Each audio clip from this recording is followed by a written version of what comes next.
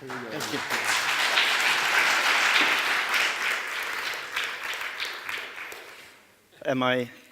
I'm on mic. Good. I'll try not to say anything inappropriate. All right. As always, I'm so happy to be here, and the long trip is very much worth it.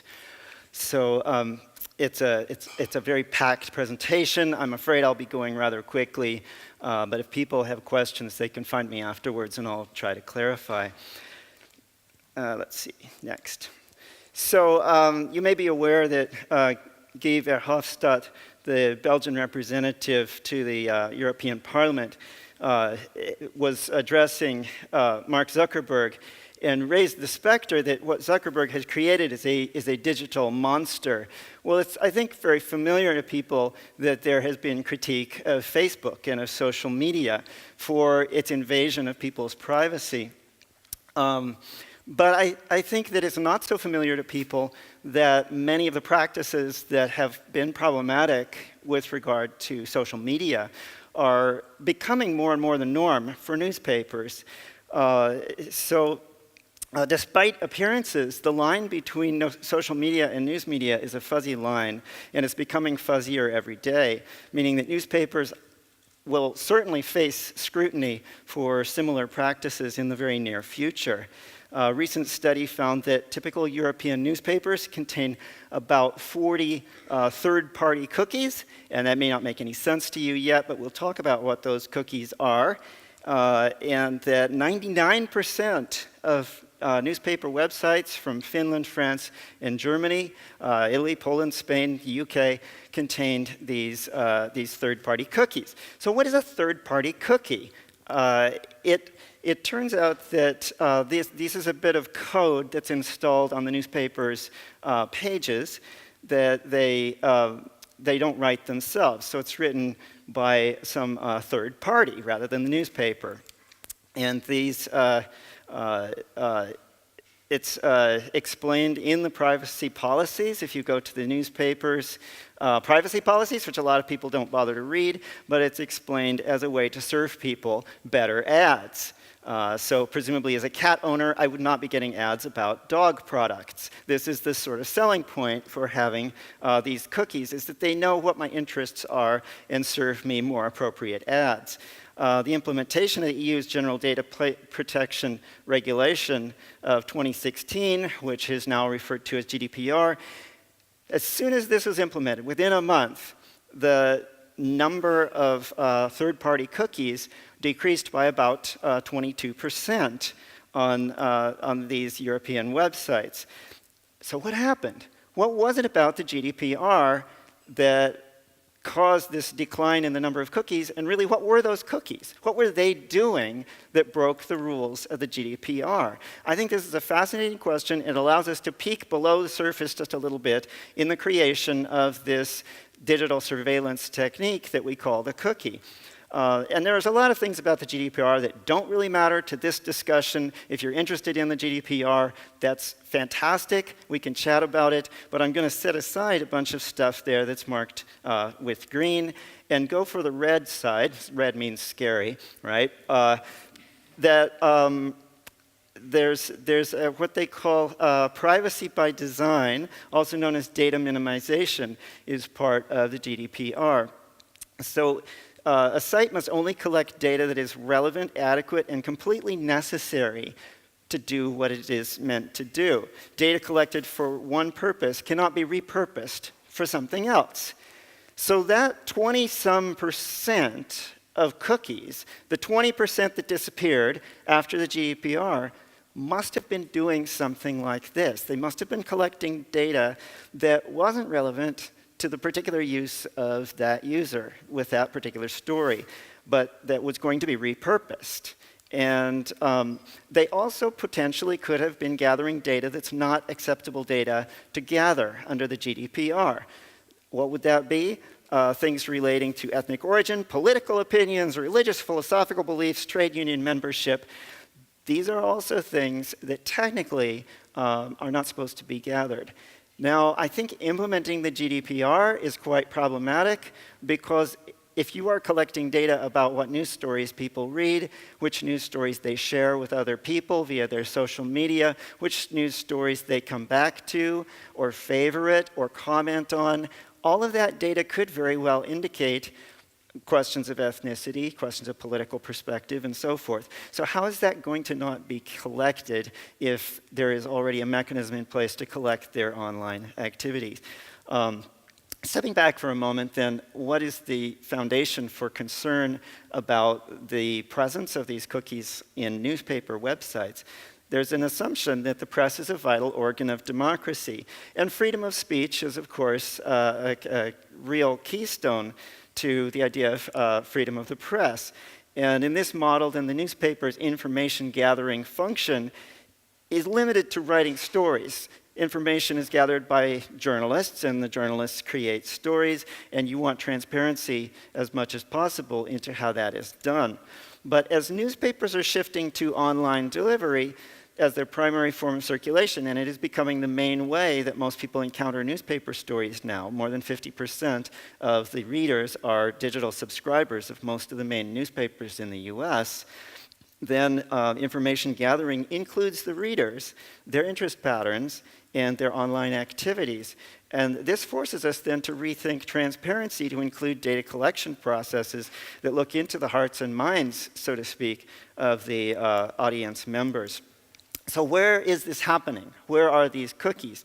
Here is the New York Times. I thought for the sake of irony, I would use this particular story about the end of privacy, and you'll notice that it has these little embedded links, which all are, they contain embedded cookies from third parties.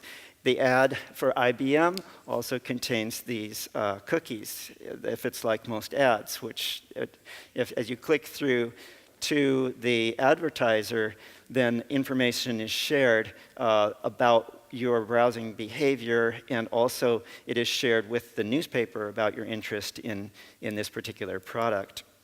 So let's take a look back then at these privacy agreements in which people are made aware of these practices. And the best one that I have found that is the most explicit was from the French newspaper Le Monde. I am researching American, French, and Swedish and Norwegian newspapers to look at their privacy agreements. Le Monde says, and it's a wonderful little narrative, if according to statistical data, a majority of people between the ages of 30 and 50 living in Paris and interested in literary news are also passionate about soap operas, and if you are one of our subscribers from Paris, 42 years old, who regularly consults the world of books on our site, then we will infer that you're also interested in soap operas and blah, blah, blah. So they are constructing this collection of data as a way to custom tailor what you receive when you go to their site. This is actually not everything that is happening. So this is really more the tip of the iceberg, and it's not entirely transparent when you read this privacy agreement what's happening. So the focus is on targeting of ads for products. The same data is also facilitating, for example, targeting of political campaigns, and has really changed the political game from social media. We're aware of this. We're not aware of it yet from newspapers, but that's really the point that I want to make, is that newspapers are playing the same game, collecting similar data, and in fact exchanging data with social media. And so very quickly, I think we're going to see concerns about how that data may be repurposed for political uses.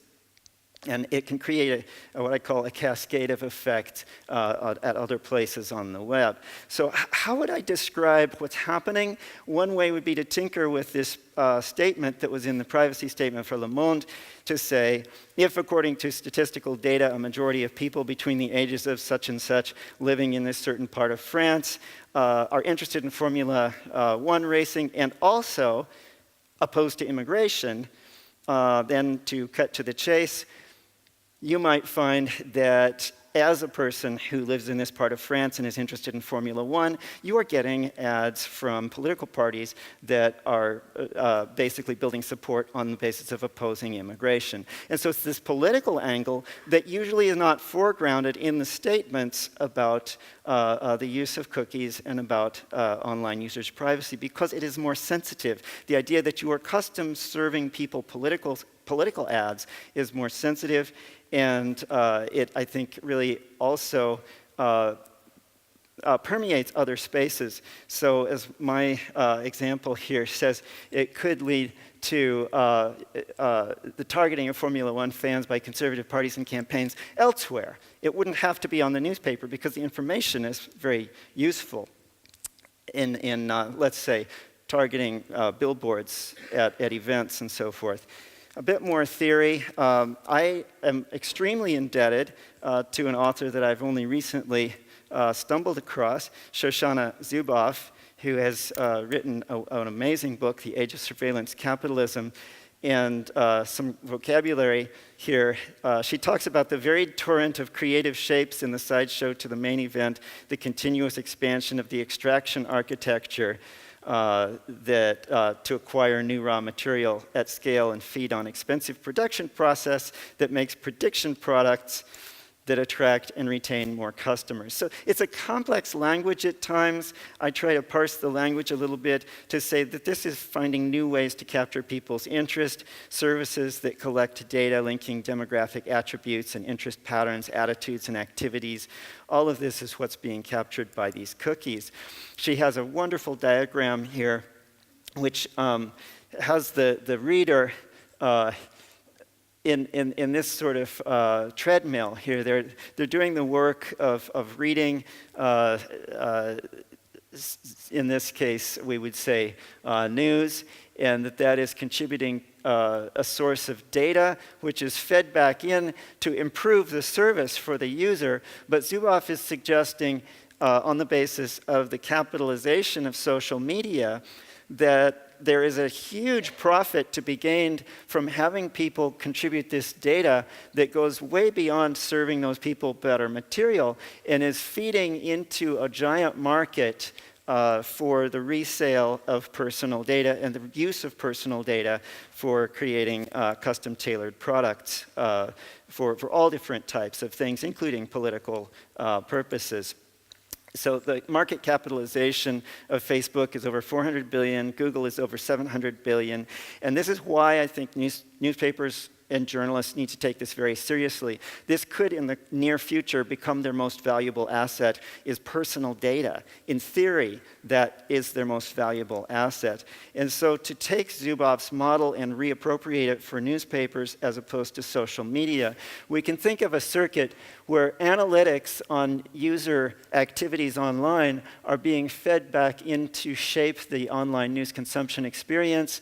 That experience is being monitored, the behavioral data is being fed back in a familiar and rather comfortable loop, but there is this issue of surplus data, which Zuboff has suggested creates a new market, and that surplus data then creates another loop where surveillance revenues are driving the acquisition of data. And this is not generally made very evident to people, if at all, in the privacy statements. And so again, we are sold the cookies on the basis of their benefit to us. So moving forward really quickly, these are some of the newspapers that I analyzed. And my concern with the privacy statements was to see how much people are being made aware of ways that data can escape. And so after some discussions, very productive discussions last year with Nick, who's on our team, and a question he raised was, well, but a newspaper wouldn't want to face scandal by selling this data. They don't, but there are other ways the data can escape. So it can be acquired by advertisers with third-party cookies. The data that is collected from people via these cookies is exchanged with social media whenever you post a news story to social media or a link to a news story on social media. And your data is also shared with affiliates of that newspaper. And so, you look at these statements and they're fascinating. I'm seeing that I'm running out of time, so we'll just have a quick glimpse at some of these privacy statements, which I'm reading dozens of them right now. For example, Chicago Tribune says, "We may share your information in connection with any proposed or actual merger, reorganization, transfer of control, sale of some or all of Tribune publishing assets, or financing or acquisition of all or a portion of our business by another company." This is the stuff people don't want to read. But what it means is that in the case of a proposed merger, the sale of any Tribune assets, or the refinancing of even a portion of Tribune publishing, your data could be shared. Oh good, it's only a yellow card. That's not bad. All right. The Denver Post, I'm from Denver originally. They say, "We may share your personal information with our corporate affiliates, parent companies, sister companies, subsidiaries, joint ventures, any companies under common control. If another company acquires our company, business, or our assets, we will also share your personal information with that company." Who is doing the sharing? This is even more interesting, because the Denver Post is actually Media News Group. Media News Group has 97 so-called brands that range from California all across the country. So they are the ones saving your data. 97 different newspapers are essentially the same company. And so a newspaper feels like something very familiar in hometown, but it's actually a large group at this point, and they all share the data. The data is pooled, and they are explicit that the data is going to be pooled. New York Daily News says, "We may obtain additional information about you from third parties such as marketers, partners, researchers, social networks, data service companies." So what this is saying is the newspaper is now bringing in the same data that the social media have, the same data that's become very controversial, that's gotten Mark Zuckerberg in trouble. That rich data that's got Mark Zuckerberg in trouble is being brought in, and they are explicitly saying that they do this to improve your user experience, but also, as we know from Zuboff, to create assets. These are very valuable informational assets. The Tampa Bay Times is a newspaper that describes cookies in a way that I found particularly offensive, or let's say misleading. So they described a cookie as an element of data sent and stored on your computer, a unique random number that acts as a user ID. That is not what a cookie does, as far as my reading has led me to believe, and I would welcome consultation with other people about the functions of these. It's not just a random number, but actually it's something that varies in a non-random way to save information about your activities. Our advertisers and third-party cookies providing goods and services through our site may also assign their own cookies, a process we do not and cannot control. Not true. If they didn't want those third-party cookies on their site, they could prevent the installation of third-party cookies on their site. It's not like they've been hacked, right? So this is a choice that they've made to install these cookies. And what they're saying is we've decided not to control the data that would be gathered by the people who've installed the cookies. And it says, merely help to tailor websites to better suit your interests. Well, as Zuboff points out, and as we see from the exchange of information both directions with social media, they don't merely help to better suit your interests, but they're also collecting data about you that is escaping from the context of the newspaper. So 14 of the 15 largest newspapers by circulation in the US explicitly indicated that news user data would be shared with affiliated companies. 14 out of 15 indicated that news user data will be acquired by advertisers, and fewer of them, but quite a few, explained that they would share data with social media. So in general, US newspapers have gone online with an assumption that this move to the online environment entails collecting data for purposes that reach far beyond merely improving the user experience. How am I doing? I think I haven't got a red light yet, so we'll keep rolling forward here. I looked I'm going to wrap this up pretty quickly, at 2 Norwegian newspapers. And as soon as I started clicking on privacy statements, I got to the same place, Schibsted. And if somebody works for one of these newspapers, that's great. I would love to chat with you a little bit, try to pick your brain. So Schibsted explains something that's more in line with the European expectations about data, which is fantastic. But they also provide a kind of cartoon explanation that also is a little bit, let's say, softened from the actual data sharing process. So this says, take a quick tour, learn how your data makes browsing easier and your experience richer. Data helps you get the news that's important to you and discover services and offers nearby and helps you find what you're looking for quickly. How does it work? Information that you give us when you create a Shipstead account, like your name, date of birth, gender, and address, this is data that they never will share. And so it's an important thing to recognize that much of what is shared doesn't include this personally identifying data, but rather a pattern or a profile of your activities online, which is more useful. It's not that helpful, really, in these markets. I'm going to wrap up really quick here. Not that helpful to know what Paul Adams does when he's reading the New York Times site, but it's very lucrative to know what professors in their 50s who tend to vote for Democrats, what they buy and what they do in their spare time, because you can target them with Democratic candidates or Republicans. And I'll wrap up there. Thank you.